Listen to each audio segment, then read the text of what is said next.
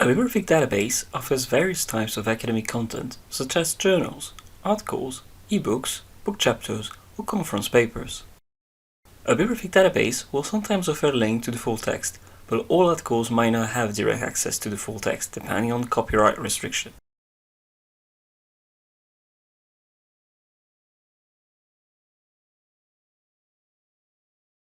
The content of a bibliographic database is curated and organized with keywords and other fields to describe the documents to allow for researchers to find related content easily.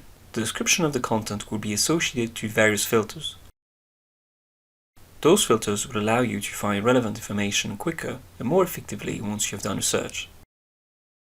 A bibliographic database will allow you to search specific fields to refine your search.